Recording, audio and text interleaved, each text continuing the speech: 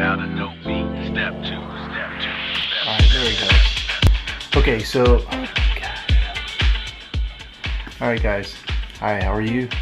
Today's Q&A is going to be some of the most common questions that have been asked for me over the years, over the year. And yeah, it feels like forever because, yeah, it feels like forever. So anyways, these are the most common questions that have been asked to me by you and other people that I've met personally or spoken to. And I'm going to go ahead and answer these questions. I do have a lot of questions that have been asked to me. Anyways, I've had a lot of questions and I'm not going to fit them all in this video. There are going to be other Q&As. If you want to be a part of that Q&A, more than welcome to leave the comment, or the question down below. I haven't set up an email or a Facebook page or anything like that. But when I do, I will post that in the link and tell you in a future video, and you're more than welcome to ask any other questions or things like, something like that. I'm sure you're gonna have questions along the way from videos that will be coming up. So yeah, we're gonna get right to it. These are the most common questions. I'm gonna ask them just thoroughly. I wrote a couple down. I didn't write down the answers. I just wrote down the questions. I wanted to answer to you honestly what's been going on. And so yeah, we're gonna get right to it. The very first question, the most common question is, where have I been? Where have I been? My mom died it's been about 3 months now. My mom passed away from, it stemmed from cancer, but there was, I'll have a separate video talking about my relationship with my mom, and I'll go maybe a little bit more detail about what happened, and maybe something that you can share with your family or friends to help prevent injury or just thriving and living with cancer. My mom passed away, and my goal was to leave Atlanta to come take care of her, be with her. I know her health was slowly starting to diminish, and she was hanging on. I could hear it in her voice, her tone, and by the things that have been going on in her health. I was always keeping up with what was going on with her and the doctor in the hospital. I actually had contact information with her doctor, and that was something that I knew it was time for me to move over here to California to be with her. And plus I wasn't doing so well myself, so it was best to just kind of be with mom at that time. It was the right time. This is a picture of my mom. This is a dream I had, that I wanted to take my mom and my daughter to Santa Cruz, because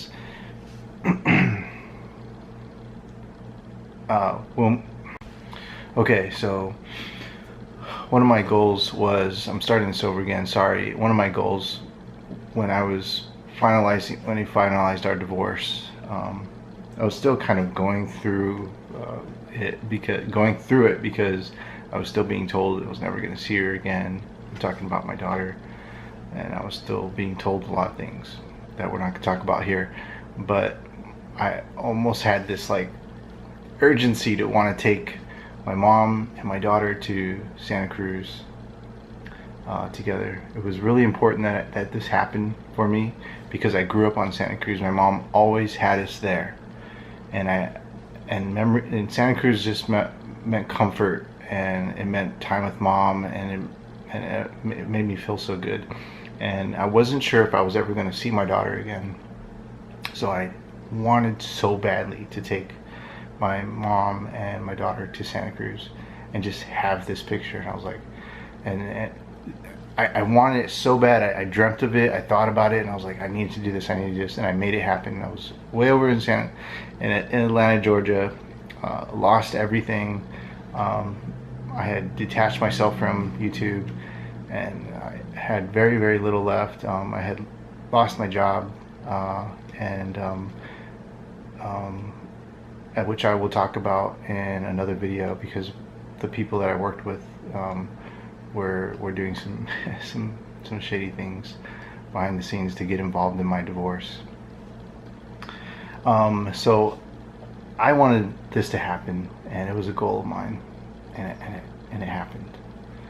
The most, I guess, where have I been? I've just been dealing with that, and just dealing with transitioning, and having a bias towards anger that I was holding on to, and just kind of have a bias towards weddings and marriage. This is the reason why you saw me doing a lot more lighting, to be quite honest with you. I just did not want to put myself in that space, and out of respect for the industry and out of respect for couples, it was best that I did that, and I did that, and I hope that you can understand that. Now, I'm healed to the point where I could talk about this, and I want you to know that love is a beautiful thing, man. It is, and I believe in love, and it'll happen again. Ain't no rush, and I don't care if it doesn't. But hey, love is wonderful, and it's there for everybody. But at that time I was going through it, it wasn't right for me to be involved with weddings on that level. So I just wanted to continue to do lighting, and that's why you saw a lot of lighting videos. The second most common question is, where is my equipment? I lost all my equipment, not because I wanted to. I sold it all, not because I wanted to. I had very little people around me, and some of the people around me encouraged me to sell my equipment because I was, and I'm still am financially. I was taxed on a business that I lost, I don't have, and it's not good right now. So that's why I ask you guys, please thumbs up the video, which is a few pennies in the bank. When you hit the thumbs up like button, when you subscribe, or when you watch all the way through the video, it's like a couple pennies in the bank. So I'm grateful for that penny, in every way. So I had to sell all my equipment. I think some advice to go ahead and sell it. He encouraged me to sell it. Well, all with good intentions. He encouraged me to sell my equipment. But now looking at that, where I'm at right now, that was the worst advice I could have been given. And I don't have anything. I did keep my little controller and a couple speakers. Where is my daughter? I'll talk about my daughter on a different video. She's doing great. I wrote a side note here. She's doing great. And I'll talk about my daughter and my relationship as a father towards my daughter on another video. But she's doing wonderful, man. She's doing wonderful. I'm not gonna boast so much about my daughter, but those first few years, and me being kind of a stay-at-home dad for the first year of her life, and those first few years are incredibly crucial. I didn't leave the home. I didn't want to leave home, first of all. I was pushed out. But at 5 is when I left, is when me and her mom really separated. But those first 5 years were incredibly crucial. The impact that a child has her first few years on what she's absorbing, or he is absorbing, learning, gravitating to, are so crucial and important. And I'm so grateful to have been there every day and every moment and in every way, and I jumped into it 110%, being a father, and it was the greatest experience of my life, and I'll be happy to talk about it in another video. She's doing great. She understands clearly what happened between me and mom, and she, without saying too much here to upset the other party, she clearly does not like what she saw. I'm very, very happy and proud that she has learned what a nice guy should be like, and it was really important for me to show her the way men act and the way, you know, that a nice guy should be, and the way a guy should treat a lady.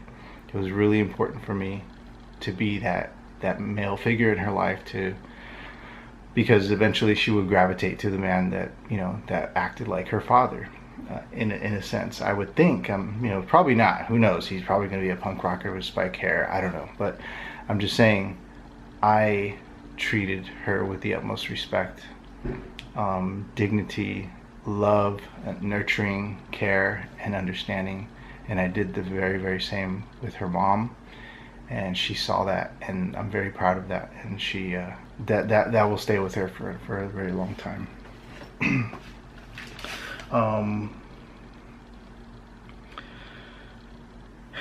How am I doing? How am I doing was another very common question. And I don't know where does that really. How am I doing mentally? How am I doing like physically? How am I doing like what? Like financially and stuff? Here's how I'm doing.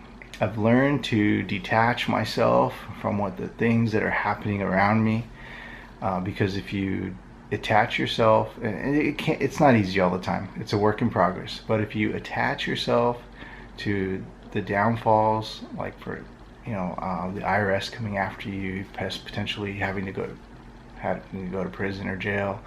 If you attach yourself to maybe a bad break,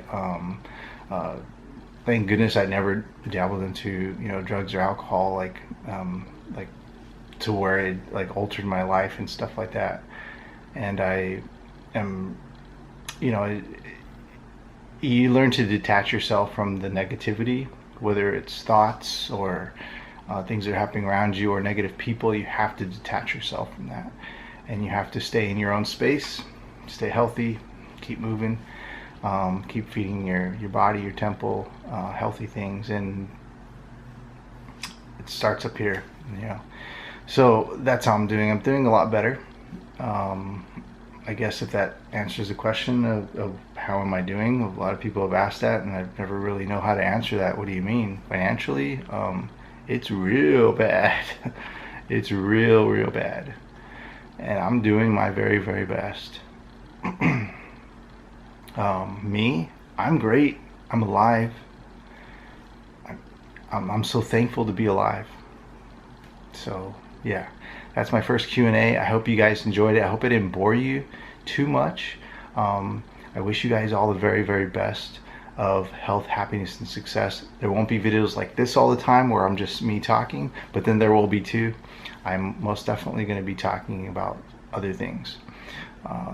So we got a whole year's worth of time to talk. So I'll be posting past gigs, hopefully future gigs, a gig I just did recently, and yeah.